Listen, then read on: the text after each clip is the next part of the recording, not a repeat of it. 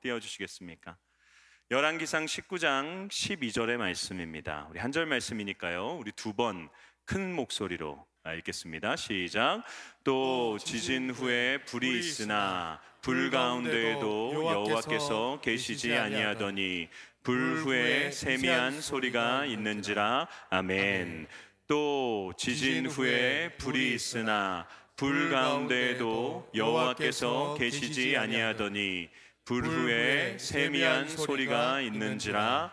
아멘. 네, 오늘도 어제에 이어서 우리 귀한 정갑신 목사님 나오셔서 동행의 조건 두 번째, 들음에 대해서 말씀 전해 주시겠습니다. 우리 목사님 나오실 때 그 은혜를 기대하는 마음으로 우리 오른손 들고 할렐루야로 환영하겠습니다.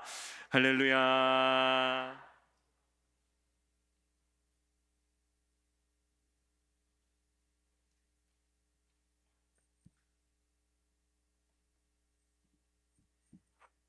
잠시 기도하겠습니다.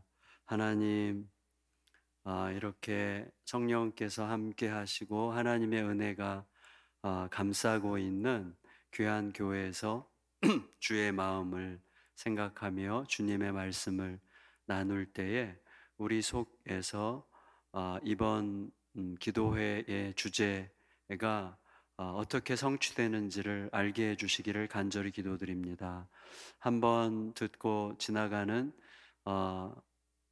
이야기로 지나가지 않게 해주시고 하나님의 말씀이 빛이 있으라 하심에 빛이 있었던 것처럼 하나님의 말씀이 우리의 가슴으로 들어와 새로운 창조의 능력으로 우리의 삶을 구체적으로 변화시키고 우리 각자가 자기 자신과 먼저 진실로 동행하는 법을 배우게 해주시고 지나치게 우월감 속에, 지나친 좌절감 속에 살아가지 아니하고 하나님이 받으신 그 모습 그대로 자신을 받는 자신과의 동행, 그리고 사랑하는 가족들과의 진실로 아름다운 동행, 동역자들과 동료들과 이 교회 지체들과의 동행, 그리고 하나님이 사랑하여 당신의 아들을 보내신 이 세상과의 동행을 잘 이루어가는 우리들로 거듭날 수 있도록 이끌어 주시기를 기도드립니다. 오늘의 말씀도 우리의 마음속에 담아서 누군가의 삶에 새로운 변화를 일으키실 하나님의 능력의 말씀이 되기를 갈망하고 또 기다리며 우리의 너무나 좋으신 존귀하신 예수님의 이름으로 간절히 기도드리옵나이다. 아멘. 반갑습니다. 너무 이렇게 여기 이 자리에 함께 이렇게 있는 것으로도 너무 즐거워요. 우리 분홍색 마우라 하고 있는 어린이 여러분 진짜 너무 아름답습니다. 죄송해요, 어린이라고 불러서. 근데 어린이라야 천국 간다고 예수님께서 말씀하셔서 어린이라고 불러드렸습니다. 잘했죠?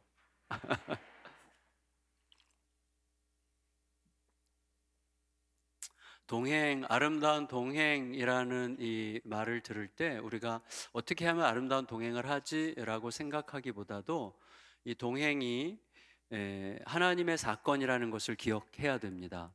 무슨 말인가 하면 동행이라는 주제는 그냥 우리끼리 여기서 좀 더 평화롭게 행복하게 지내자는 주제가 아니라 이 세상을 지으신 하나님의 존귀한 목적이라고 생각합니다. 그러니까 하나님의 사건이 우리에게로 확장되는 게 동행이어야 돼요. 그래야 진짜 동행이 됩니다. 그러니까 우리끼리 좀 친하게 즐겁게 지내고 어려움 없이 지내기 위해서 동행하자. 그래서 동행이 안 돼요. 그렇죠? 그러니까 동행의 본질이 하나님께 있기 때문에 하나님과 동행해야 동행이 이루어지는 것입니다. 예를 들어서 저 같은 경우 어떻게 동행을 연습하느냐 하면 아침에 일어나서 이제 큐티를 할 때 오늘이 제가 태어난 지 21,984일째예요. 진짜예요. 그래서 이 땅에서 80년 정도 살면 3만 일 정도 살거든요. 근데 저는 이제 21,984일째를 오늘이 이제 그날인데 뭐 제가 일일이 센 게 아니라 여러분 휴대폰에 그 앱 중에서 The Day Before라는 앱이 있어요. 그거 깔면 거기에 제가 생년월일 찍으면 오늘이 며칠째라는 거 그냥 바로 나와요. 그러니까 뭐 이렇게 복잡하지 않습니다. 그래서 매일 이제 큐티 책에 21,984 오늘 쓰고 그다음 그거를 이렇게 L자로 시작하는 동그라미 원을 이렇게 그려요. L은 사랑이고 동그라미는 성부, 성자, 성령 하나님의 사랑의 사귐을 표시하는 저만의 그림입니다. 저의 신호예요. 그래서 오늘 21,984일째가 하나님의 사랑의 사귐, 성부, 성자, 성령 하나님의 사랑의 사귐에 감싸여서 오늘 하루를 살자고 이렇게 제가 다짐을 하는 건데, 이 원이 제가 여기다 그리면 좋겠는데 L자로 해서 이렇게 돌아가지고 이렇게 열어놔요. 그래서 여기에 넘치는 사랑이 흘러서 누군가에게로 가는 게 오늘이기를 기대하는 거죠. 그러려면 어떻게 됩니까? 동행하려면 사랑이 흘러나가야 되는데 우리는 사랑의 원천이 아니에요. 우리에게는 사랑이 없죠. 그러니까 성부, 성자, 성령 하나님의 사랑의 사귐 안에서 그 사랑이 흘러넘치심에 함께 묻어서 그 사랑이 나를 통과하여 흘러넘칠 때 이웃과 진심으로 동행하게 되는 거죠. 이게 무척 중요합니다. 예를 들어서 이게 그냥 장난하는 게 아니라 매우 실제적이에요. 무슨 말이냐 하면 아침에 이 그림을 그리고 이걸 보면서 기도를 하는 거죠. 하나님, 오늘도 제가 사실은 3년 전부터 혈액암을 앓고 있어요. 그래서 좀 더 이렇게 뭐라고 해야 될까요? 오늘이 마지막일지도 모른다는 생각을 실제로 좀 더 몸으로 느끼면서 이제 지내게 됐어요. 그게 저에게는 엄청난 특권이에요. 굉장히 평화롭고, 그다음에 오늘 하루가 마지막이어도 괜찮은 방식으로 사는 법을 계속 생각하는 거예요. 그 중에 하나가 이건데, 오늘이 끝이어도 괜찮은 방법이죠. 오늘이 끝이어도 전혀 후회하지 않을 방법은 하나밖에 없습니다. 사랑이 흘러가는 거예요. 왜냐하면 사랑은 영원하기 때문에 내가 오늘 하나님의 사랑이 나를 통과하게 하면 나는 오늘을 사는 게 아니라 영원한 오늘을 사는 거예요. 왜요? 사랑은 영원 속에서 왔으니까. 사랑은 영원에 속한 거예요. 사랑은 영원해요. 하나님은 사랑이세요. 그러니까 내가 오늘 하나님의 사랑으로 나의 삶을 채우면 나의 오늘은 영원한 오늘이 되는 거예요. 그걸 믿기 때문에 오늘 아침에 이제 그걸 가지고 막 기도를 하는 거예요. 하나님, 오늘이 영원한 오늘이 되게 해주세요. 사랑이 흐르는 오늘의 삶을 살게 해주세요. 이제 기도를 하는 거죠. 그럼 이제 아침 먹으러 갔는데 어느 날 아내가 이제 식탁 차려놓고 하는데 이상하게 기분이 안 좋아 보여. 자매들이 다 그런 건 아니겠지만 제 아내는 자기가 기분이 안 좋다는 표현을 할 때 가끔씩 이제 반찬 그릇을 소리 나게 놔요. 뭐 이렇게 뭐 이딴 식으로 이제 소리가 이렇게 나게 나요. 그럼 만일에 제가 아침에 그 묵상을 안 했으면 어떻게 됩니까? 벌써 우리가 제일 먼저 우리 마음에 있는 요소들 중에서 제일 속도가 빠른 게 뭐예요? 자존심이죠. 자존심이 속도가 제일 빠르고 제일 고집이 세요. 그래서 신앙의 싸움은 자존심과의 싸움이기도 해요. 어떻게 자존심을 내려놓느냐가 신앙의 싸움입니다. 우리 자존심 때문에, 자존심이 얼마나 세요? 죽음보다 강해요. 자존심은. 그래서 뭐라고, 자존심이 상하면 나 죽어도 못해 라고 말하는 거죠. 죽음보다 강해요, 자존심이. 그래서 아내가 이렇게 반찬 그릇 소리나게 놓으면 벌써 자존심이 상하죠, 내가. 뭐라고 얘기해요? 뭐야? 아니 뭐 기분 나쁜 짓을 말을 하지, 이게 뭐야 도대체, 왜 그래 도대체, 이렇게 말하면 이제 그날부로 일주일짜리 지옥으로 들어가는 거예요. 이제 뭐 내가 뭐 어쨌는데, 아니 지금 반찬 이렇게 놨잖아, 아니 놓다 보면 그럴 수도 있는 거지, 아니 평소에는 안 그랬잖아, 왜 이렇게 놨어, 이렇게 하면서 따지다 보면 우리 둘 다 너무 쪼잔해지면서 유치해지면서 우리의 부부싸움을 보면 다음 주에 우리 교인들 아무도 안 올 것 같은 이제 이런 분위기가 형성이 되는 거죠. 얼마나 유치하게 싸워요. 정말 우리 진짜 솔직히 교회에서나 점잖지 집에서 부부싸움 하는 거 보면 진짜 유치하고 쪼잔하고 막 치사하고 솔직히 그렇잖아요. 안 그런 분 계시면 한번 일어나 보세요.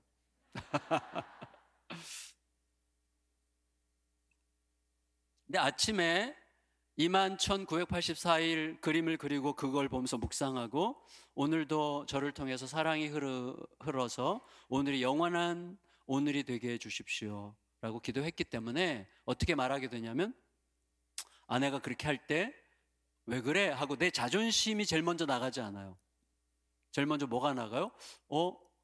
당신 뭐 힘든 일 있어? 이렇게 말하게 되죠. 왜?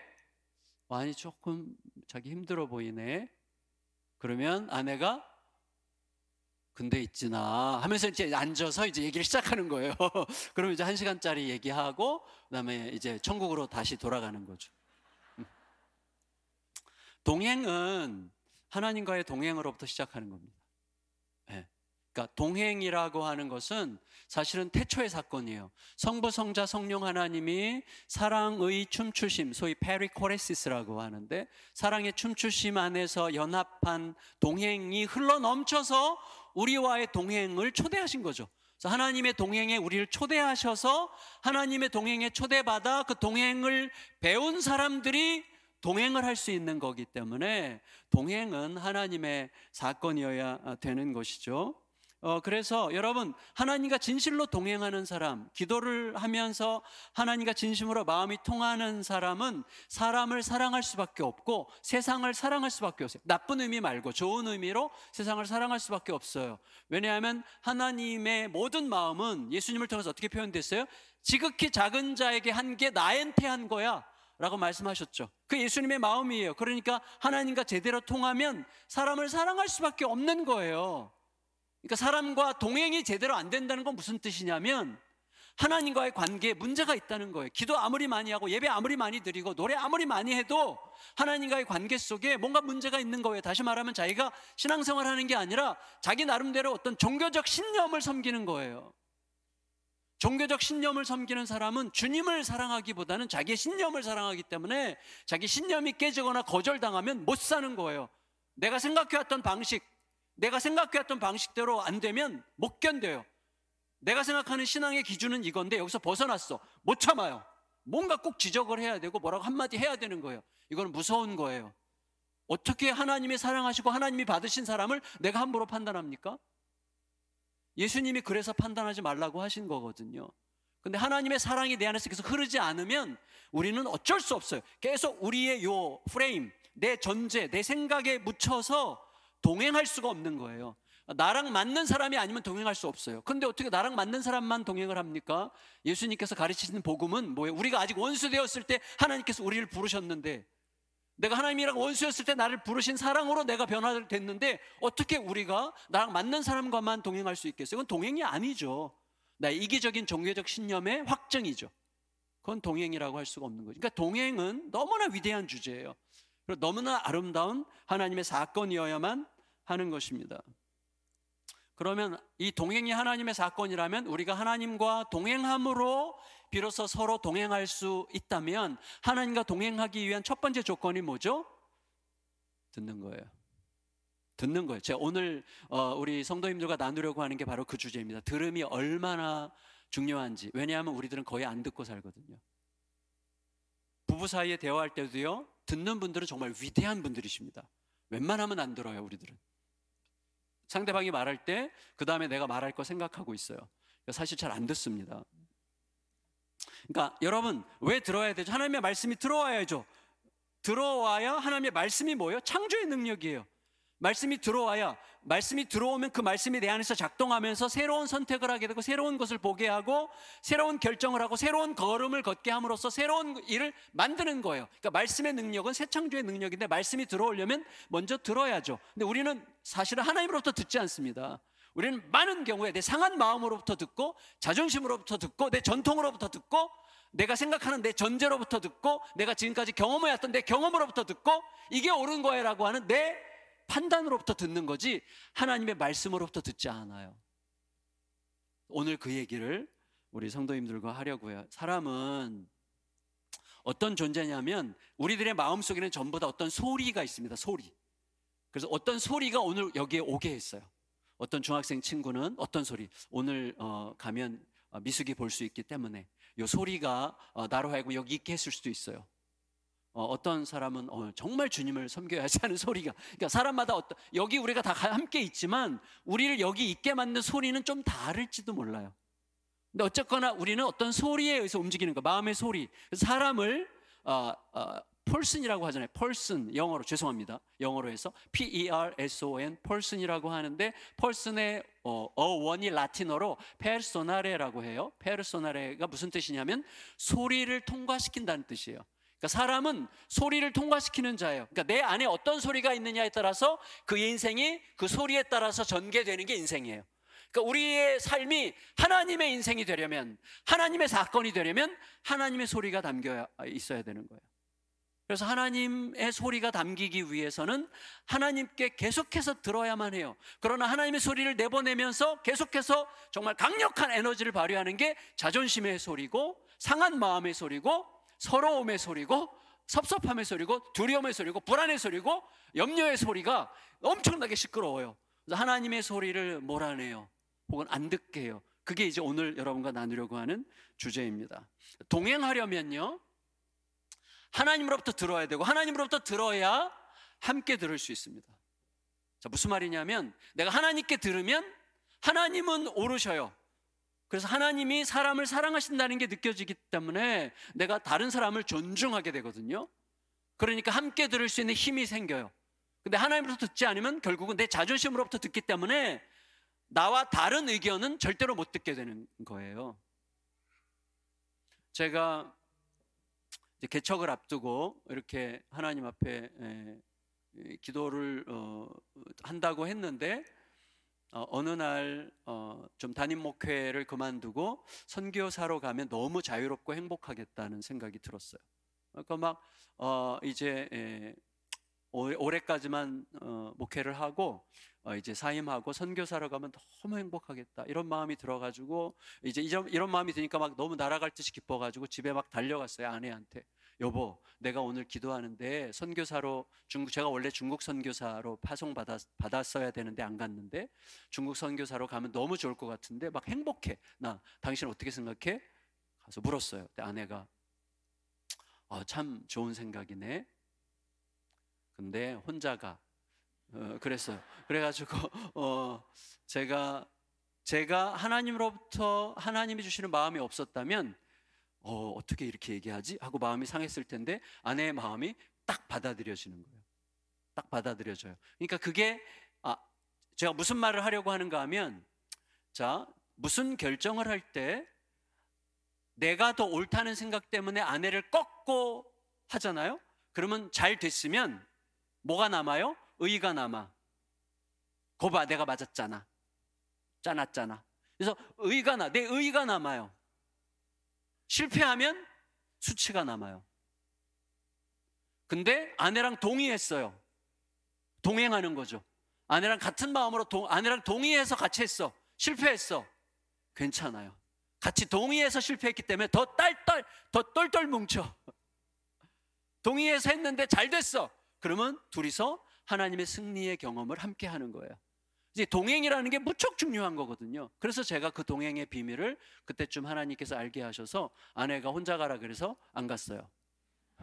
그래서 다시 기도를 했는데 2009년 4월 1일에 기도하는데 개척하면 좋겠다는 마음을 주셨어요. 그러면 너무 또다시 행복해졌어요. 집에 막 달려갔어요. 집에 막 달려가면서 약간 의심은 됐어요. 이거 하나님이 주신 마음이 맞을까 의심이 됐어요.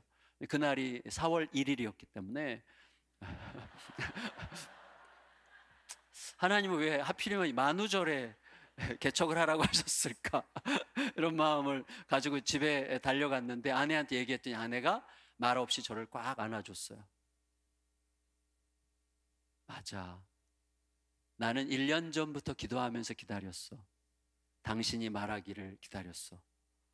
그래서 둘이서 막 부둥켜 안고 진짜 제 인생, 목회 인생에 제일 행복했던 시간이에요. 둘이서 약속했어요. 여보, 그때 제가 목회하던 교회가 그래도 한 2,000여 명 모이던 교회였는데 그 교회를 내려놓고 저희 둘이서 한 얘기가 무슨 얘기냐면, 우리 은퇴할 때까지 10가정만 있어도 행복할까? 그랬더니 아내가 그럼 우리 은퇴할 때까지 10가정만 있어도 우리 예수님 이야기하다가 가면 너무 행복할 것 같아. 둘이서 막 부둥켜 안고 막 울었는데 그때만큼 행복했던 적이 없어요. 저는 막 완전히 막 날아갈 듯한 행복으로 새 가정이 개척을 한 거예요. 근데 참 하나님께서 하여튼 우리들에게 격려를 하시는데, 어쨌거나 중요한 건 뭐냐면 하나님과 함께 동행해서 결국 우리들을 이끌어 가시는데, 하나님으로부터 시작되는 그 하나님의 소리와 관련해서 오늘 여러분과 세 가지를 나눌 생각이에요. 첫째, 우리는 어제의 소리로 사는 자들이에요. 어제의 소리는 뭐냐면 약속이에요. 하나님의 약속. 어제의 소리. 그래서 예를 들어서 오늘 자존심이 상하고 마음이 상하고 염려와 두려움을 일으킬 만한 온갖 현실적인 문제가 올 때 하나님의 약속을 끌어와서 약속이 오늘 상한 마음을 이기게 해야 돼요. 그게 신자예요. 신자는 약속이 오늘의 소리, 어제의 소리인 그 약속이 오늘 나의 상한 마음을 이기게 하는 방식으로 사는 자여야 되고, 그 다음에 두 번째로 살아야 되는 게 오늘의 소리예요. 오늘 듣는 소리가 필요해요. 그걸 세미한 소리라고 말씀을 드리려고 해요. 그런데 어제의 소리와 오늘의 소리 사이에 우리가 절대로 너무 충실하게 들으면 안 되는 소리가 있어요. 내가 만든 소리가 있어요. 이 세 가지를 우리가 좀 생각해 보려고 합니다. 첫째, 어제의 소리예요. 어제의 소리. 이런 거랑 똑같아요. 여러분, 예수님께서 마태복음 18장에서 베드로가 용서에 대해서 질문했을 때 기억나죠? 죄송해요. 기억나시죠? 베드로가 예수님, 형제가 나에게 잘못하면 몇 번 용서해 주면 될까요? 7번 용서하면 충분하겠죠? 이렇게 물었더니 예수님께서 아니 70번씩 7번.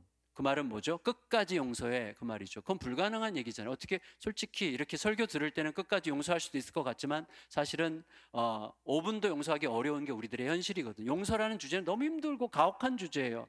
근데 예수님께서 그래서 비유로 하신 말씀이 뭐죠? 어떤 종이 있는데 이 종이 10,000달란트, 오늘날로 환산하면 한 2조 원 정도로 이제 환산할 수 있다고 보는 분들도 계신데, 그러니까 그 말은 한마디로 못 갚는 빚이라는 거예요. 갚을 수 없는 빚, 갚을 수 없는 돈인데 그 돈을 주인이 탕감해 줬잖아요. 그렇죠? 그런데 그 탕감 받고 나서 자기에게 100데나리온 빚진 자를 만나서 절대 용서 못하겠다 그러고 감옥에 가두잖아요. 그렇죠? 이건 뭘 우리에게 얘기해 주는 거 하면 용서하라는 얘기를 그러니까 이렇게 용서하고 살아, 그 말이 아니에요. 기억해, 그 말이에요. 자, 무슨 말이냐면 보세요. 이렇게 제가 설명을 드릴게요. 제가 가끔, 저희가 이제 학교를 하다 보니까 늘 돈이 쪼달리는데, 학교를 하면서 누가 좀 진짜 현찰로 한 100억 좀 주면 진짜 이 학교 정말 훌륭하게 만들고 싶다, 이런 생각이 들 때가 있거든요. 근데 어느 날 누가 저에게 합법적으로 만약 500억을 줬다고 생각해보세요. 500억 현찰로. 생각만 해도 기분이 좋으네. 그래서 제가 아무도 모르게 아껴서 쓰려고 몰래, 아무도 모르는 곳에 감춰놨어요. 이제 몰래 빼서 쓰려고. 그리고 그 다음날 치매가 걸렸네. 그럼 어떻게 되죠? 그 돈은 객관적으로 합법적으로 제 거예요. 그렇죠? 맞죠? 객관적으로 합법적으로 제 거예요. 그러나 실제적으로는 내 게 아니죠. 돈이 있는지도 몰라. 쓸 줄도 몰라. 그러니까 객관적으로는 내 거지만 실제적으로는 내 게 아니죠. 맞죠? 자, 이 종이 2조 원 갚을 수 없는 돈을 탕감받았어. 근데 이 사람이 100데나리온 빚진 자를 보는 순간 이게 어떤 의미인지를 잊어버렸어요. 영적 치매 환자가 됐어. 이게 무슨 뜻인지. 그리고 이 친구를 용서하지 못하겠다고 감옥에 집어넣은 건 무슨 뜻이죠? 나는 그 주인이 나에게 어마어마한 돈을 탕감해 줬는지는 모르겠지만 나는 기억하고 싶지 않아. 나는 그 주인처럼 미련 떨지 않을 거야. 그 아까운 것을 어떻게 용서해줘? 나는 그 주인처럼 미련 떨지 않을 거야. 난 주인을 닮고 싶지 않아.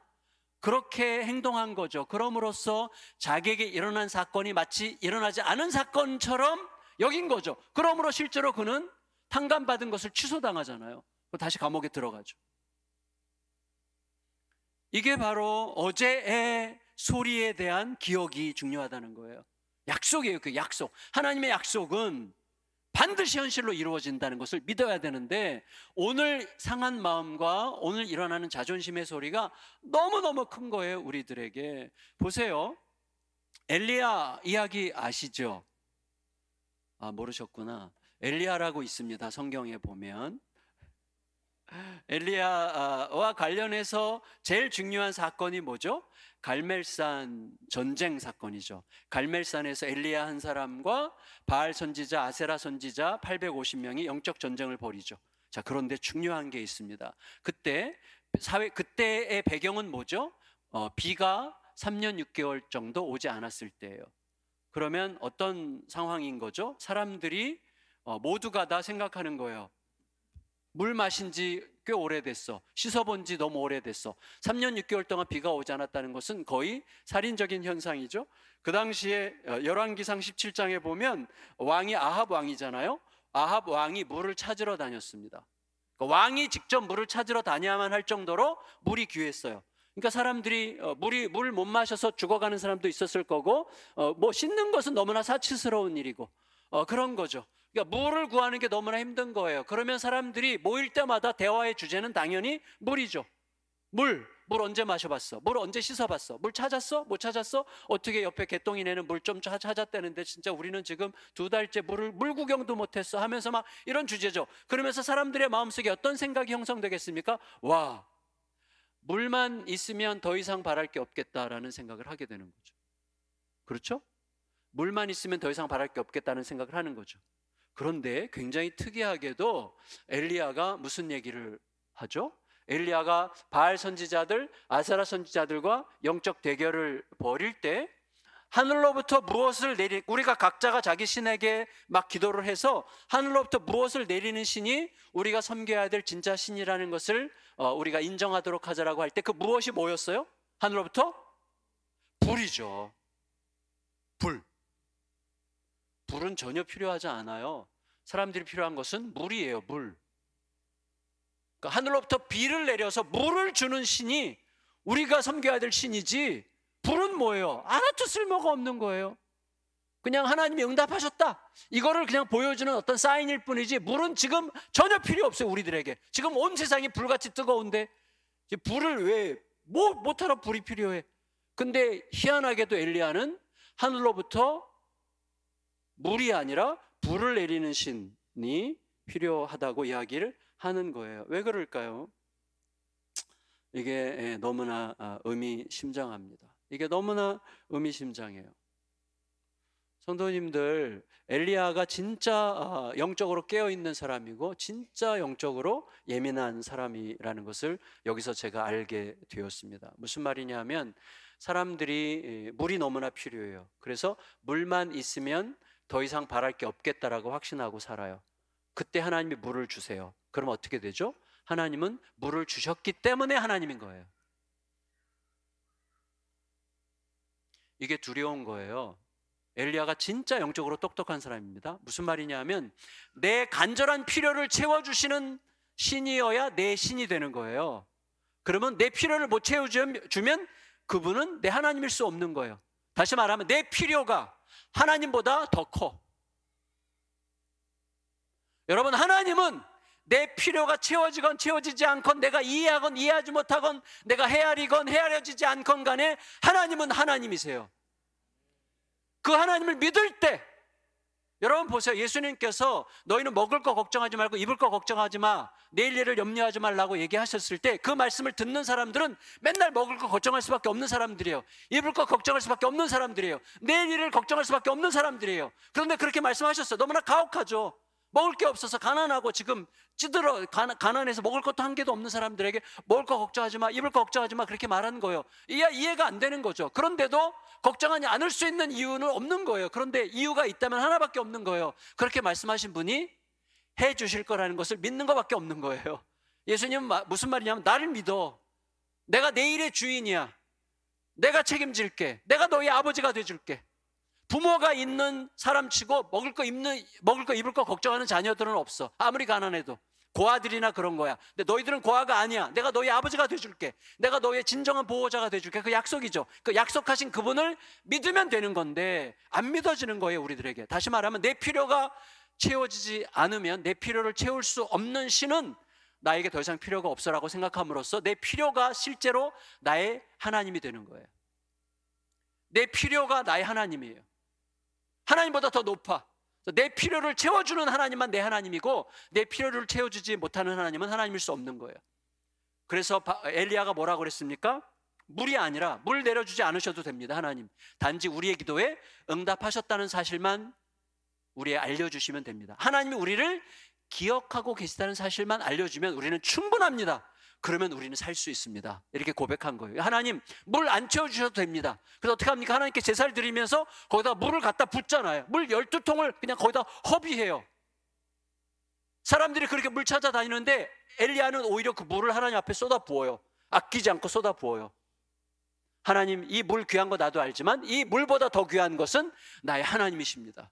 하나님, 응답하시고 우리를 기억하고 계시다는 사실을 알려주십시오. 그렇게 해요. 그때 엘리야가 기도하는 게 뭐냐면요, 아브라함의 하나님, 이삭의 하나님, 야곱의 하나님을 부르는 거예요. 그때 다시 말하면 약속하신 하나님, 우리를 지키시겠다고 약속하신 하나님의 약속을 소환해서, 약속이 하나님, 오늘 우리의 목마른 현실, 물 없는 현실, 너무나 갈급한 현실, 너무나 결핍 가운데 죽을 것 같은 현실보다도 더 귀한 게 하나님의 약속입니다. 그 약속으로 오늘을 이기겠습니다 선포하는 거예요.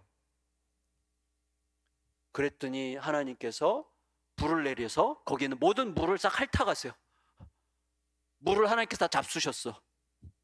사람들은 지금 목말라서 죽겠는데 하나님 물을 다 핥아가셨어. 물이 한 개도 안 남았어요. 다 말라버렸어요. 그러고 나서 어떻게 됐죠? 큰 비가 내리는 거예요. 그 다음에 감당할 수 없는 비가 내리는 거예요. 그게 하나님의 이끄심이죠. 우리에게 가장 중요한 건 뭡니까? 하나님과의 관계예요. 여러분, 그게 하나님의 약속이에요. 너가 세상 끝날까지 너와 함께 할 거야. 세상 끝날까지 너와 함께 할 거야. 이 약속을 기억하는 게 너무너무 중요합니다. 너무너무 중요합니다. 저는요, 제가 좀 외람된 말씀을 드릴게요. 외람된 말씀.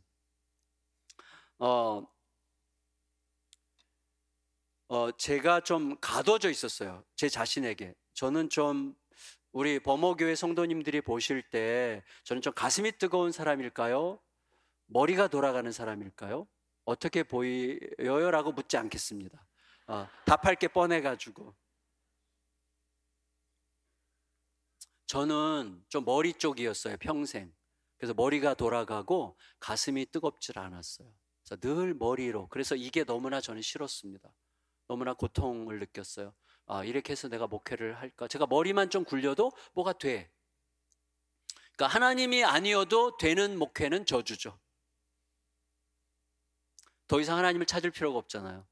그러니까 하나님 없이 잘 되는 것보다 더 큰 저주가 없습니다. 하나님을 안 찾게 되니까. 그게 무서운 거예요. 찾는 척만 하는 거지. 그게 무서운 거거든요. 하나님을 찾고 하나님과 생명의 관계를 계속 누리는 게 훨씬 더 중요하거든요. 그런데 제가 이게 너무 답답해할 때 저의 그런 모습을 알았는지 어떤 선교사님이 아프리카 수단으로 선교사로 가시면서 저랑 함께 있던 교회 선교사님이 저에게 책 3권을 선물해 주셨는데, 자, 이제부터 제가 좀 드라마틱한 이야기인데 아마 도움이 되시기를 바래요. 왜냐하면 저를 바꾼 거니까. 다시 말하면 이거예요. 여러분, 저는 저랑 신앙 색깔이 다른 사람들의 신앙을 잘 인정하지 않았었어요. 그래서 저는 굉장히 개혁신학, 개혁신학 지금도 제가 정말 존중하고 좋은데, 소위 막 기도하고 응답받고 하나님의 음성을 듣는다고 한다 그럴까? 이런 식의 부류의 신앙은 제가 무척 경계를 하고 좀 유치하게 생각했어요. 저런 거 다 너무 유치해. 이렇게 생각하면서 제가 고상한 척 하면서 기도할 때도 막 쩝쩝거리면서 주님, 뭐가 생각하듯이 막 이렇게 기도하는 그런 좀 약간 고상 떠는 쪽이었거든요, 제가. 근데 그게 어느 날 한계에 부딪히는 거예요. 내가 너무 가슴이 차갑다. 늘 머리만 너무 뜨겁다. 나는 왜 뜨겁게 하나님을 못 만날까? 이런 게 이제 저에게 늘 고민이었는데, 그 김영대 선교사님이신데 그분이 책 3권을 선물해 주셨는데, 그리고 이제 떠나셨어요. 그 책 3권이 여러분 혹시 아시나요? 그 예수전도단이라는 단체? 아시는 분 한번 가만히 계셔 보세요. 다 아시네. 근데 예수전도단이라는 단체는 거긴 주로 이제 막 기도하고 하나님 음성 듣게 하고 마음에 치유하고 뭐 이제 이런 쪽이에요. 제가 좀 거리를 두던 좀 약간 무시하고 싶어하는 그런 단체인데, 거기 그 단체를 만든 로렌 커닝햄이라는 분인데, 그분이 쓴 교과서 같은 책 3권이 있어요. 그 책 3권을 선물해 주셨어요. 벼랑 끝에 서는 용기, 내 신을 벗으라, 하나님 정말 당신이십니까? 뭐 이제 3권인데, 그 책을 처음엔 좀 왜 이 책을 나한테 선물해 주셨을까? 그러다가 나중에 생각해 보니까, 아, 이분이 볼 때도 내가 좀 너무 한쪽으로 치우쳤다고 생각했나 보다. 내가 너무 머리 쪽이고 가슴이 없구나 라고 느꼈나 보다. 그래서 제가 그 책을 읽기 시작했는데요. 일단 첫째 특징, 엄청 재밌어요. 자, 어마어마하게 재밌어. 그래갖고 3권을 3일 동안 다 읽었어요. 막 훅 읽었는데 막 엄청 재밌었어요. 진짜 드라마틱해요, 내용이. 그리고 두 번째, 마지막 장을 딱 덮고 나서 저의 결론, 구라가 심하구나, 이거였어. 진짜 완전히 그 안에 뻥 구라가 꽉 차 있어. 뭐 예를 들면 이런 거예요. 뭐 이 로렌 커닝햄이 젊은 사람들을 모아가지고 막 전도 여행을 하는데, 하와이에서 이제 주로 했거든요. 하와이에 본부가 있어요. 전도 여행을 하다가 끝나고 이제 돈도 떨어지고 먹을 것도 없고 이제 너무 배가 고픈데 밥 시간이 됐는데 먹을 게 한 개도 없어. 그래서 이분이 얘기했대요. 청년들이랑, 여러분, 우리가 먹을 것도 없고 돈도 없습니다. 그러나 찬양은 할 수 있습니다. 우리가 배고프지만 하나님을 노래합시다. 그리고 방파제 위를 걸으면서 막 찬양을 하면서 막 가는데, 갑자기 방파제 위로 바다에서 물고기 떼가 막 올라와가지고 그 물고기를 잡수셨다는, 뭐 이런 말이 안 되는 이상한 뻥이 있더라고요. 근데 제가 그때 약간 충동적으로 교회에 이제 양해를 구하고, 그때 제가 교회 이제 그 교회에서 좀 약간 무슨 일을 하고 있었어요. 기획실장이라는 걸 하고 있었는데 휴가를 주셨어요. 2주 휴가를 내가지고, 마침 그 전해에 저희 처제가 결혼해가지고, 막내 처제가 결혼해서 호놀룰루에 살고 있었어요. 저 처제네 집에로 이제 휴가를 가서 거기다 짐을 풀어놓고 바로 다시 비행기 타고, 거기서 비행기를 또 타야 돼요. 코나섬이라는 곳으로 가서 이제 로렌 커닝햄을 만나러 갔는데 못 만났어요. 엄청 바쁘신 분이니까 제가 일방적으로 갔으니까. 그러고 나서 거기 이제 2, 3일 머물고 처제네 집에 다시 왔을 때 처제한테 그때 생각이 나서 물어봤어요. 처제, 혹시 여기 하와이에서 물고기 떼가 가끔씩 이렇게 막 방파제 위로 올라오고 막 그런 일이 있어? 그랬더니 처제가 응 그랬어요. 그래서 제가 그때 엄청 충격을 받았어요. 가끔씩 그런 일이 있다는 거예요. 왜 하필이면 그 시간에 물고기가 올라왔을까? 사람들이 배고파서 노래를 부를 때 하필 가끔씩 있는 그 일이 어떻게 그 시간에 딱 올라왔을까? 그 생각이 들면서 제가 이런 생각을 했어요. 내가 생각하는 하나님은 절대로 그런 일을 하시는 하나님이 아니야. 근데 그런 하나님을 만나는 분들도 있어. 그러니까 내 속에서 내가 생각하는 하나님이 전부라고 생각하는 게 아닐 수도 있구나. 하나님은 내가 생각하는 것보다 훨씬 크신 분이라는 사실을 내가 너무 내 생각 속에 제한을 해서 지금까지 내가 경험하고 내가 알아왔고 내가 생각하는 하나님만 하나님이고, 딴 사람이 경험하는 하나님은 하나님이 아닐 거라고 생각하는 착각 속에 내가 살고 있었구나라는 사실을 약간 느끼기 시작했어요, 그때. 그러면서 제가 도전해 보기로 했어요. 도전. 어떤 도전이냐면, 그 책에 또 이런 내용이 나와요. 이런 내용. 여러분에게도 이런 은혜가 임하시기를 진짜 축원합니다. 여러분, 기분 좋은 이야기예요. 어떤 내용이 나오냐면, 이 로렌 커닝햄이 이런 세미나 같은 데서 강의하다가 중간에 브레이크 타임에 커피 마시러 거리로 나갔어요. 거리로 딱 나가서 커피를 마시는데 갑자기 하나님께서 너 지갑을 꺼내라. 너 지갑을 꺼내서 지갑에 있는 돈을 전부 다 꺼내서 길에다 던져라. 자, 우리 하나님이 아니에요. 그런 하나님은. 저는 그런 하나님을 경험해 본 적이 없어. 제 하나님이 아니야. 말도 안 되는 거야. 근데 그분은 그렇게 자기 감동 주신 분이 하나님이라고 또 믿어. 그리고 그대로 해. 불가능해요. 저 같은 경우는 불가능한 일이죠. 근데 그분은 그렇게 한단 말이죠. 근데 어떤 일이 거기 기록됐냐면, 어떤 사람이 오다가 그 돈을 보고 막 울더래요. 왜 우냐? 그랬더니 자기가 오랫동안 방황을 했는데 이제 새롭게 마음을 먹고 하나님이 기회를 주시면 다시 인생을 시작하고 싶다는 마음으로 막 이제 집으로 가려고 하는데, 돈이 있어서 쉬어보니까 집으로 갈 정확한 차비였대요. 그런 일이 가끔 있죠. 정확하게 집으로 갈 차비였다는 거예요. 근데 그 돈은 조금 아까 어디 있었어요? 이분 지갑 안에 있었던 거잖아요. 야, 이거 한번 해보고 싶다. 하나님, 저 이거 한번 경험하면 제가 저의 하나님 말고 하나님이 가르쳐 주신 더 크신 하나님을 섬기고 싶습니다. 그랬어요. 그렇게 이제 기도를 하면서 하는데도 약간 한쪽 마음에 이왕이면 지갑에 돈이 그렇게 많지 않을 때 이제 감동을 주시기를 이렇게 생각하면서 이제 기도를 했어요. 근데 그해 희한하게 여름부터 12월까지 제가 외부 청년 집회를 엄청나게 많이 다니게 됐어요. 어떤 계기가 있었어요. 많이 다니면서 12월까지 정말 사례비가 많이 쌓였어요. 은행에 많이 넣어놨어요. 근데 저는 아무리 기도를 해도 돈이 많이 쌓이기 전에 막 늘 빨리 들어야 되니까, 돈이 더 쌓이면 안 되니까 빨리 이제 조금 있을 때 막 감동을 주셔야지 이제 경험을 하죠. 근데 계속 나는 못 들어. 왜냐하면 경험해 본 적이 없기 때문에 이게 아리까리하고 헷갈리고 너무 힘든 거예요. 내가 내 자신에게 말하는 건지 또 하나님 말씀하시는 건지 너무 어려워요. 그렇게 막 한참 몇 달이 갔는데 12월 달이 됐을 때 새벽에 기도하는데, 기도할 때마다 어느 날 저희 신학대학원, 총신대학원 동기 중에 우크라이나로 가서 우크라이나 자매랑 결혼한 선교사가 있어요. 김병범 선교사님이라고. 친하지 않았고 별로 말 섞은 적도 없는데 그분이 자꾸 기도하러 엎드리면 우크라이나 김병범 딱 떠올라요. 저 몰랐어요. 사실은 익숙하지 않으니까. 그렇게 며칠을 기도하다가 어느 날, 그날 아침에도 우크라이나 김병범, 이런 건가 보다. 그래가지고 그날이 거의 12월 말인데, 그날 곧장 순종하지 않으면 제가 또 너무 잔머리를 굴려가지고 보내지 않아도 될 이유를 만들 것 같아서 바로 은행에 가서 보냈어요. 은행 가서 돈 상당한 금액이었는데, 저로서는 그때 상당히 큰 부목사로서 상당히 큰, 그때는 이제 제가 충현교회라는 교회에 있다가 안산 동산교회라는 교회로 옮겼을 때예요. 은행에 가서 그 돈을 딱 붙이고 왔을 때, 돌아올 때 진짜 엄청나게 마음이 진짜 엄청나게 가뿐해. 엄청 가뿐하더라고요, 마음이. 근데 또 다른 감정이 있어요. 엄청나게 서운하더라고요. 이 두 가지가 동시에 있어요. 이 서운함과 가뿐함이 함께 있어요. 근데 이제 이거 완전 실화인데, 여러분 진짜 여러분도 완전 구라네, 뻥이네 이렇게 생각하실 거예요. 여러분도. 근데 이거는 제가 하나님 앞에서 완전 진짜야. 저 같은 사람에게 있을 수 없는 일이 생긴 거예요. 그 다음날 아침에 기도하는데, 저는 김인중 목사님이 그때 반해가지고 막 안산 성시화를 놓고 막 기도를 뜨겁게 하고 있는데, 갑자기 주님, 안산의 복음화를 위하여 기도합니다. 막 뜨겁게 기도하는데 갑자기 어디선가 모르겠어요. 어디선가 막 울림으로, 정갑신, 너 오늘부터 돈 걱정하지 않고 살 거야.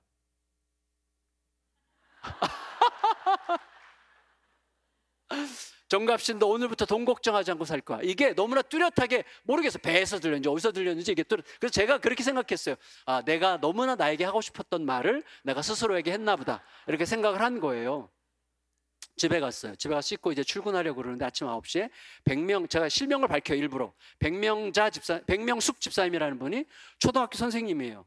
근데 저는 그때 맡았던 교구가 12교구고 그분은 9교구 그 집사님이기 때문에 이제 뭐 알 길이 없는 거죠. 근데 그분이 저를 어떻게 전화번호를 알아가지고 전화를 해서, 목사님 오늘 좀 봅시다 그러는 거예요. 그래서 만났어. 저녁 수요 예배 직전에 만났는데, 그분이 제 앞에 봉투를 하나 딱 놓으면서, 목사님, 제가 뭐 전부터 조금씩 그냥 모은 건데 많은 금액은 아니고요. 근데 이것을 어디 의미 있는 데 쓰고 싶어서 계속 기도를 했는데, 이상하게 얼마 전부터 계속 목사님이 떠오르더라고요. 계속 목사님이 떠올라서 이건 목사님께 맡겨야 되겠다, 목사님이 알아서 쓰면 좋겠다라고 생각했습니다. 그래서 제가 받고, 일단 첫째 엄청 기분이 좋았고, 이거 뭐가 역사가 일어날려나 보다 생각하고, 두 번째 두려웠어요. 그 교회 간지 이제 몇 달밖에 안 됐는데 성도님이 저에게 봉투를 따로 주면 이게 좀 오해받을 수 있으니까, 이렇게 둘러보니까 사람들도 좀 있어요, 몇 사람.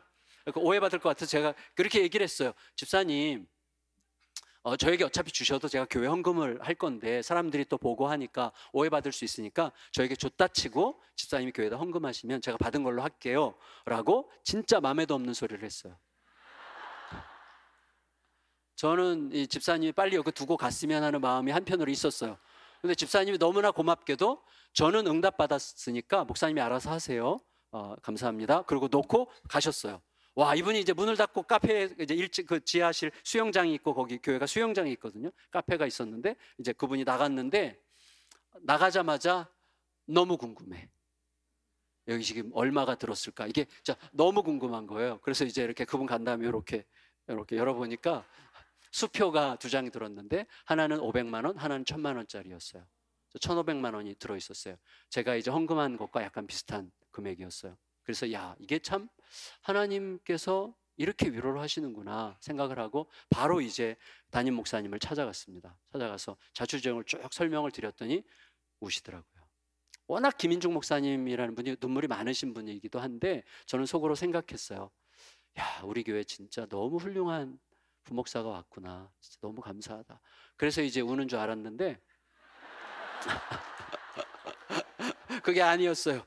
그게 아니었고 이분이 이제 그때가 그 교회가 한참 막 성장하면서 한 8,000명? 작년 성도 한 8,000여 명 이렇게 막 넘어가고 있을 텐데 이제 안산 동산 고등학교라는 학교를 시작한 지 얼마 안 됐기 때문에 늘 재정적으로 빠듯했어요. 아주 빠듯했어요.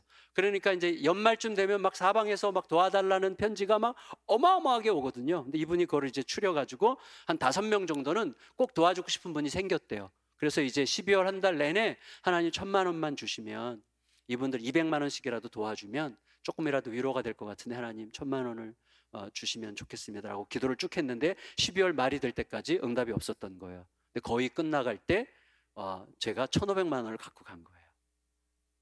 그래서 우신 거예요. 하나님이 들으시는구나. 그리고 너무나 놀랍게도 김인중 목사님이 저에게 500만 원을 돌려주셨어요. 이거 갖고 있어봐. 쓸 때가 있을 거야. 저에게 돌려주셨어요. 그날로부터 그분과 제가 친구가 됐어요. 너무 훌륭하지 않아요? 나눠 쓸 줄 아는 분 진짜.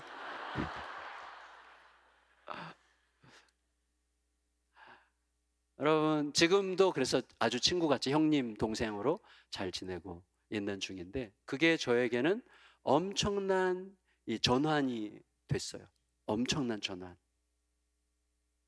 그래서 지금도 저 교회에 늘 이제 뭐 저희가 이제 학교를 하거든요. 유치원부터 고등학교까지 있는데 학교를 하니까 재정이 이제 몇 억씩 매년 들어가고 그래도 늘 빠듯하고 막 후원자들 막 뭐 몇백 명씩 후원자 넣고 막 이렇게 해도 계속 딸려요. 학교 운영은 진짜 웬만하면 하지 마세요. 근데 학교는 진짜 너무 힘든, 아주 행복하게 힘든 게 학교예요. 정말 뿌듯해. 정말 보람이 있어. 그리고 힘들어 죽겠어. 이게 이제 같이 있는 건데 어쨌거나 그러면서 돈 걱정을 할 때가 이제 늘 오잖아요. 그때마다 저는 기억하는 거예요. 약속을. 정갑신, 너 돈 걱정하지 않고 살 거야. 아멘. 그래서 그 약속으로 오늘을 이겨요. 그리고 지금 14년째 저희가 지지난주가 14주년이었는데 14년째 가는데 아무 문제가 없어요. 계속 그렇게 잘 가고 있는 중이죠. 그러니까 어제의 소리가 우리에게 너무 중요합니다. 어제의 소리가. 여러분 제가 어제 말씀드렸잖아요. 오늘 하나님의 약속은 뭡니까? 우리의 현존에는, 내가 지금 여기 있다는 사실에는 하나님의 인도하심이 틀림없었다는 증거와 또 틀림없이 인도하실 거라는 약속이 담겨 있다. 저는 이게 우리를 향한 하나님의 약속이라고 믿어요. 그러므로 우리에게 어떤 일이 오든지 간에 그 약속으로 오늘의 나의 두려움과 불안과 염려와 근심을 이기는 삶을 날마다 의도적으로 연습하는 게 우리들에게 너무나 중요합니다. 그런 은혜가 임하시기를 예수님의 이름으로 축원합니다. 근데 문제가 있어요. 문제가 어떤 문제냐면 이 엘리야가 이제 갈멜산에서 엄청나게 큰 영적 성장을 거뒀잖아요. 그렇죠? 영적 승리를 거뒀잖아요. 그 다음에 어떤 일이 있었습니까? 이제 그 당시 아합 왕의 마누라 이세벨이 협박하잖아요. 이세벨이 협박해요. 뭐라고 협박하죠? 내일 이맘때까지 내가 너를 못 죽이면 신들이 내게 벌 위에 벌을 내릴 거야 라고 자기의 사신들을 보내서 협박을 합니다. 근데 엘리야가 그 말 듣고 주랭랑을 치잖아요. 말이 안 되는 거거든요. 이건 성립하지 않는 거예요. 왜냐하면 엘리야가 아합에게 갈멜산에서 우리가 함께 만나자라고 할 때 이미 목숨을 내놓은 거죠. 아합이 엘리야를 죽이려고 얼마나 혈안이 되어 있었는데요. 그러니까 이미 목숨 내놓고 갈멜산으로 갔던 거고, 그리고 아합은 원래 그런 여자예요. 싸가지 없는 여자예요. 그러니까 원래 그런 여자가 그런 말을 한 거고, 싸가지 이런 말 하면 안 되는구나. 엘리야는 원래 목숨을 내놓은 거고 이세벨은 원래 그런 여자예요. 그러니까 너무나 당연해요. 근데 그 상황을 두고 어떻게 도망을 갈 수 있을까요? 이게 이제 과제예요. 원래 목숨을 내놨던 사람이 뭐 그까지 협박 가지고 왜 도망을 가요? 그까지 협박이 뭐길래? 이게 우리들에게 너무너무 중요합니다. 자, 왜 그러냐면 결론을 말씀드리면 엘리야에게 자기 전제가 생겼기 때문이에요. 자, 여기서 어떤 분이 와서 설교를 하든 어떤 분이 와서 뭘 하든 간에 자기 전제가 강한 사람은 내가 전제에 맞는 것은 받아들이고 전제에 맞지 않는 것은 계속 판단할 거예요. 그래서 자라지 않는 거예요. 성장하지 나 밖으로 더 확장될 수가 없어요. 네, 그런 트랩에 빠지게 되어 있어요. 왜 그러냐면 갈멜산에서 승리했기 때문에, 갈멜산 승리 때문에 엘리야가 자기 나름대로 그림을 그리는 거예요. 아, 이제 이렇게 되겠구나. 이제 갈멜산에서 바알 선지자들 전부 다 잡아 죽이고 나라가 새롭게 되겠구나. 왕실로부터 모든 백성들이 회개의 운동이 일어나겠구나 라고 생각하고 전제하는 거예요. 이 그림을 갖고 있는 거예요. 그래서 막 설레면서 기다리는 거예요. 그러던 차에 이세벨이 죽이겠다고 협박하니까 이게 뭐야가 된 거예요. 이게 뭐야 도대체. 그러면서 자기 그림을 그려줬어요. 자기 그림. 그 그림이 뭐냐면 아까 우리가 12절 읽었지만 12절 말고 그 10절 한번 읽어볼까요? 10절 찾아주실 수 있나요? 네, 19장 10절. 19장 10절 같이 읽겠습니다. 시작. 그가 대답하되 내가 만군의 하나님 여호와께 열심히 유별하오니 이는 이스라엘 자손이 주의 언약을 버리고 주의 제단을 헐며 칼로 주의 선지자들을 죽였음이오며 오직 나만 남았거늘 그들의 내 생명을 찾아 빼앗으려 하나이다. 여러분 보세요. 엘리야의 전제가 뭐예요? 자기의 프레임, 자기가 만든 자기 전제. 지금 이 땅에는 희망이 없다. 나밖에 안 남았다. 근데 갈멜산에서 위대한 승리를 거뒀는데 이 승리로 인해서 나라가 바뀌지 않으면 이 나라에는 희망이 없다. 근데 갈멜산 승리했는데 하나도 안 바뀌었어. 그럼 뭐야? 이제 나를 잡아 죽이겠다고 하는데 이 나라에 희망이 없다는 거구나. 끝났네? 라는 자기의 그림이 그려진 거예요. 하나님께 실망한 거예요. 하나님 실망했습니다. 그래서 엘리야가 뭐라 그래요? 하나님 저를 죽여주세요 그랬어요. 무슨 말이죠? 하나님 더 이상 하나님과 함께 하고 싶지 않습니다. 하나님 나 더 이상 찾지 말아주세요. 저 하나님과 더 이상 함께 동역하고 하는 게 이제 지쳤습니다. 그 말이죠. 근데 되게 웃긴 거예요. 왜 웃기냐면 엘리야가 그렇게 할 필요가 없어요. 왜? 지금 이세벨을 죽이려고 그래. 자기 그림 때문에 그렇게 되는 거예요. 자기 전제가 있으면요 사람들은 항상 스스로 괴로워. 이게 뭐야? 내가 생각했던 게 아니잖아. 내가 경험했던 게 아니잖아. 내가 바라는 게 아니잖아. 어쩌라고? 내가 바라는 대로 안 되면 좀 어때요? 내가 생각했던 대로 안 되면 좀 어때요? 내가 경험했던 거랑 다르면 좀 어때요? 하나님이 오르시면 되는 거지. 하나님이 오르시면 됩니다. 아멘? 근데 우리는 내가 옳아야 하나님도 옳다고 착각하는 거예요. 얼마나 무서운지 몰라요. 나는 아무리 틀려도 하나님은 오르세요. 그러니까 내가 틀려도 상관이 없어요. 그리고 나는 틀리게 되어 있어. 우리가 도대체 뭐라고 항상 옳아요? 내가 경험했던 게 다 옳습니까? 그렇지 않습니다. 나와 다른 게 너무 많아요. 하나님의 크심 위에서 들을 준비가 되어 있어야 돼요. 그런데 엘리야가 자기 그림이 딱 그려지니까 이게 뭐야 도대체? 엘리야가 하나님께 물어봤더라면 어떻게 됐겠어요? 몇 가지를 알았을 거예요. 첫째, 뭘 알았겠습니까? 이세벨도 지금 자기를 두려워하고 있다는 것을 알았을 거예요. 하나님 어쩌죠? 이세벨이 저 죽이겠다고 하는데 저는 이 땅이 변할 줄 알았는데 하나도 안 변했네요. 제가 어떻게 하면 좋겠습니까? 그러면 하나님께서 이렇게 얘기하실 거예요. 엘리야 걱정하지 마. 이세벨이 두려워서 그러는 거야. 너 이세벨이 너를 죽이려고 했으면 군사본에서 그냥 바로 죽이면 되지. 내일 이맘때까지 죽이겠다고 하잖아. 너에게 24시간 기회를 준 거야. 그리고 군사를 보내지 않고 사신을 보냈잖아. 걱정할 거 없어. 걔도 두려워서 그래. 너가 지금 어떻게 되느냐에 따라서 백성들이 어떻게 들고 일어날지 모르니까 두려운 거야. 두려움에 감싸있으니까 너도 두려워할 거 하나도 없어. 버텨! 그랬을 거야. 그리고 두 번째, 너 하나 남았다고. 천만의 말씀. 하나님 우리가 다 알잖아요. 하나님은 너 말고도 7,000명을 남겼다. 너 하나만 남은 거 아니야. 이게 하나님의 그림이에요. 근데 우리는 자기 그림에 휩싸여 있으면 내 그림대로 안 되면 세상이 다 끝장난 것처럼 두려워해. 그게 우리들이란 말이죠. 얼마나 무서운지 몰라. 이게 내가 만드는 소리예요. 내가 만드는 소리. 제가 창문을 이렇게 보니까요. 아침에 창문을 이렇게 보니까 창문에 벌레 한 마리가 들어왔는데 사슴벌레 비슷한 건데 이렇게 날아다니기도 하는 건데 얘가 한 20분을 봤어요. 제가 20분을 봤는데 얘가 계속 이제 20분을 보고 그 바로 옆에 틈이 이렇게 있어요. 밖으로 나갈 수 있는 틈. 그걸로 돌아간 것 같아. 틈이 이렇게 있는데 이 창문 틀 안에서 계속 왔다 갔다 20분 동안. 왜? 걔의 눈에는 거기선 창문 밖으로 바깥 세상이 보여. 바깥 세상이 느껴져. 그런데 거기는 출구가 없어. 옆으로 조금만 가면 나갈 수 있거든요. 근데 절대로 못 나갑니다. 자기 프레임에 갇혀 있는. 여러분 물론 우리는 벌레보다는 낫죠. 벌레보다 낫지만 벌레보다 나아야 어느 정도인지 제가 말씀드릴게요. 성도님들, 제가 요즘에 제일 많이 보는 게 뭐냐면요, 제일 많이 보는 동영상이 제임스 웹이라고 하는 홈페이지예요. 제임스 웹 아시는 분? 여러분, 그 허블 망원경이라고 있어요. 우주를 찍는 허블 망원경, 어마어마한 망원경이죠. 그 어마어마한 망원경의 다음 세대 망원경이 제임스 웹이에요. 이걸 만드는데 20년 걸렸습니다. 그리고 이 망원경 값이 13조예요. 13조. 적외선으로 이제 우주에, 여기서 지구에서부터 150만 킬로미터를 뛰어가지고 창공에서 우주를 찍는 거예요. 우주 끝을 찍는 거예요. 적외선으로. 이거로 찍으면 보면 여러분, 은하수 있죠. 지구가 속해 있는 태양계를 품고 있는 은하계. 은하계의 이 끝에서 저 끝까지 빛의 속도로 한 10,000년 간다고 그러잖아요. 10,000년인가? 하여튼 몇만 년, 3만 년인가? 여러분, 빛의 속도 1초에 지구 7바퀴 반 도는 속도로 여기서 여 끝까지 10,000년인가 30,000년 걸리는 은하계가 수백 개씩 찍히는 사진을 찍어요. 그러니까 이건 상상할 수 없는 어마어마한 면적을 찍는 거예요, 제임스 웹이. 근데 제임스 웹을 운영하는 미국 회사에서 근무하는 한국인 박사가 얼마 전에 유키즈에 나왔더라고요. 이분이 설명하더라고요. 제임스 웹이 찍는 사진이 정말 거대하죠. 여러분 보세요. 이쪽에서 이쪽까지 빛의 속도로 10,000년인가 30,000년을 가야 되는 이건 상상할 수 없는 거죠. 빛의 속도로 10,000년을 간다. 이거 있을 수 없는 거예요. 저는 아침에 볼 때마다 태양을 보면서 항상 얘기하거든요. 내가 너한테 걸어가면 지금부터 5,000년이야. 이렇게 말하면서 제가 걷거든요. 태양을 보면서. 제가 걸어서 오늘부터 걷기 시작하면 5,000년 걸려요, 태양까지.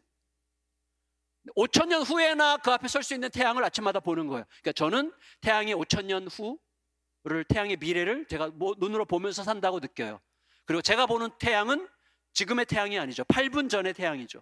태양빛이 우리에게 오는데 8분이 걸려요. 그러니까 태양의 과거와 미래를 동시에 보면서 내가 오늘 산다고 늘 느끼는 거예요.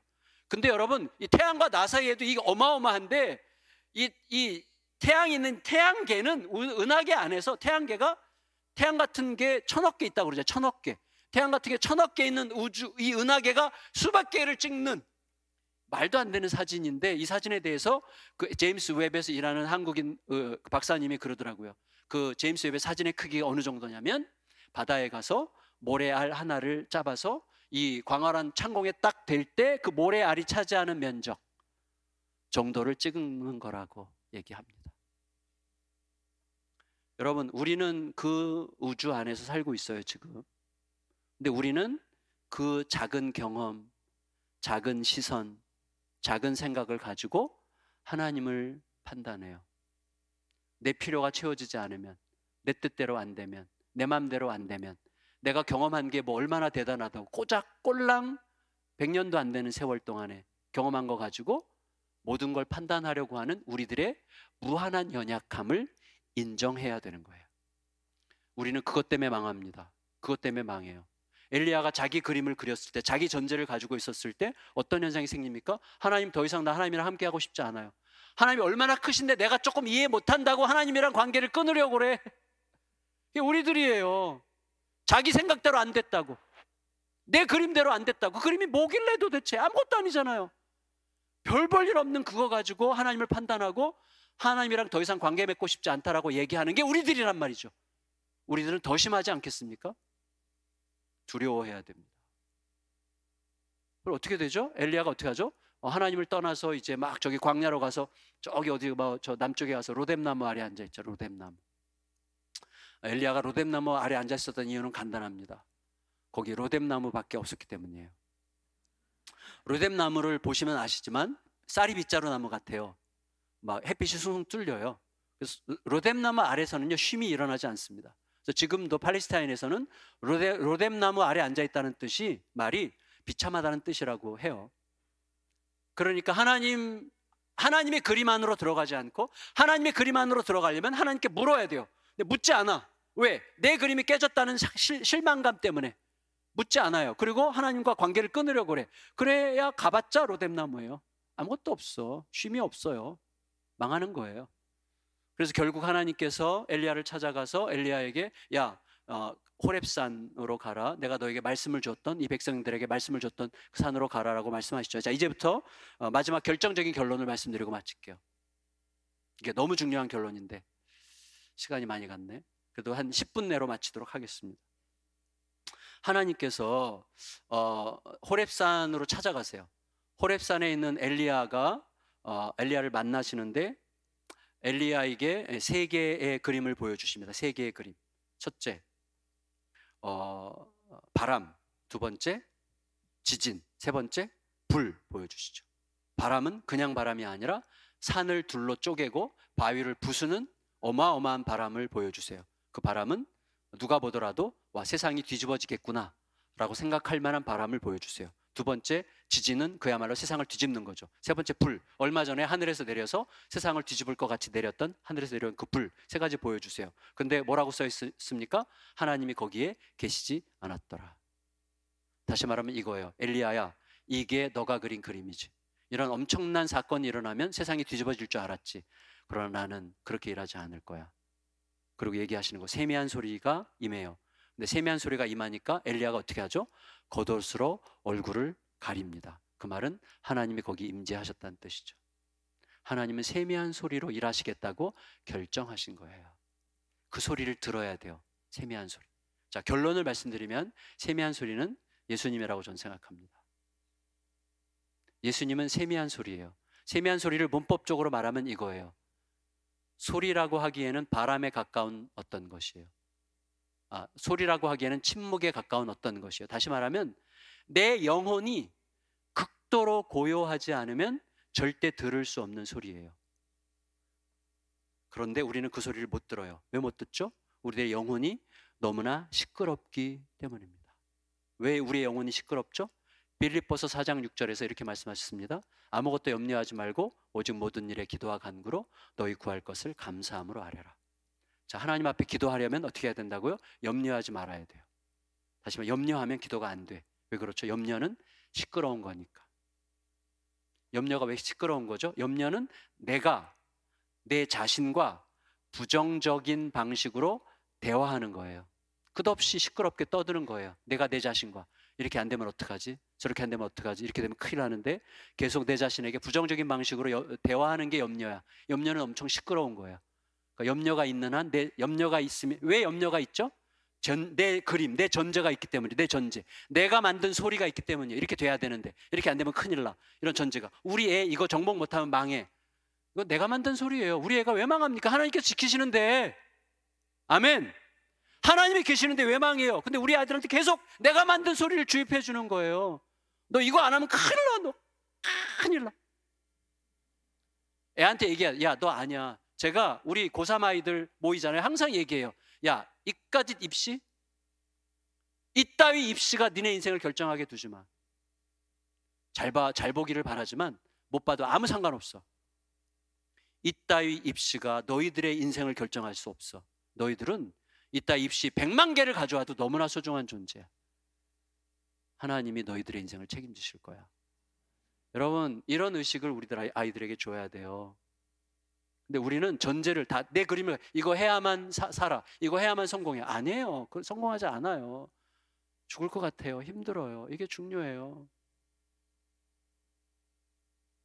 성도 여러분, 우리 아이들에게 꼭 들려줘야 될 이야기가 있습니다. 들려줘야 될 이야기. 그게 뭐냐면 이거 말씀을 드리고 정리할게요. 제가 이거 만든 이야기예요. 보세요. 아이들이 중고등학교 때 공부 엄청 열심히 하면 부모가 좋아해요. 고등학교 때 막 거의 1, 2등으로 졸업했어. 너무 좋아해. 그래서 인류대학 가서 너무 좋아. 인류대학 우수하게 졸업해서 너무 좋아. 한국 최고의 대기업에 들어가서 너무 좋아. 너무 행복해. 와, 이제 다 됐다.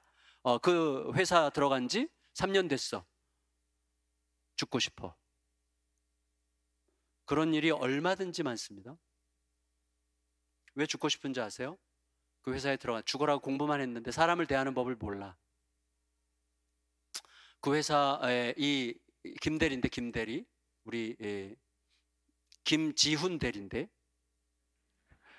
김지훈 대리가 이제 그렇게 공부를 잘해가지고 좋은 대학 가고 좋은 회사 들어가서 3년째인데 대리가 너무 지옥 같아요. 회사 가는 게 너무너무 지긋지긋해.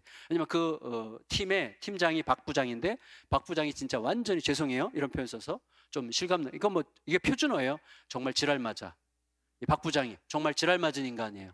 그래가지고 막 눈도 막 뱀눈 같이 막 싸납고, 그다음에 말을 하면 그렇게 거칠고, 특히 교회 다니는 사람들을 너무 싫어해. 지훈이 얘는 교회를 너무 열심히 다녀. 이게 박 부장이 너무 싫어해. 막 그래서 막 박 부장만 보면 막 잡아먹으려고 그래. 그러니까 김지훈이만 보면, 그러니까 김 대리가 사무실 들어가는 것 자체가 막 또 벌렁거리고 너무나 힘들어. 그 막 집에서 깨어나도 회사 간다는 생각하면 너무 힘들어. 주일날 저녁만 되면 막 스트레스 때문에 머리가 막 빠져. 회사 가는 게 너무 힘들어서. 그렇게 열심히 공부해서 그렇게 행복하게 회사를 들어간 회사가 지옥이야. 그런 일은 얼마든지 있습니다. 어느 날도 일어났는데 회사 가는 게 너무 싫어요. 너무나 지긋지긋해. 그래가지고 진짜 어떻게 언제 그만두지, 맨날 언제 그만두지 생각만 하는 거예요. 이제 사무실 올라가 엘리베이터를 딱 탔어. 근데 그 회사 들어간 지 난생 처음으로 회장님이 탔네. 엘리베이터에 회장님이 탔어. 이 김대리가 어정쩡하게 무서워 두려워서 이렇게 서 있었어요. 근데 회장님이 김대리를 딱 보는 거예요. 김지훈이지? 회장님 어떻게 저 같은 말단 이름을 아십니까? 그럼 나는 다 기억은 안 해. 그러나 내가 입사하는 몇천 명 중에서 몇 명은 내가 딱 꼽아서 기억한다.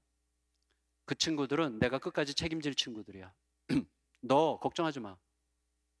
너는 끝까지 내가 책임질 거니까 걱정하지 말고 어떤 일 있으면 나한테 전화해. 그리고 너 오피스에 너 팀장 그 박 부장이지? 그놈? 박 부장 그놈 나도 너무나 잘 알아.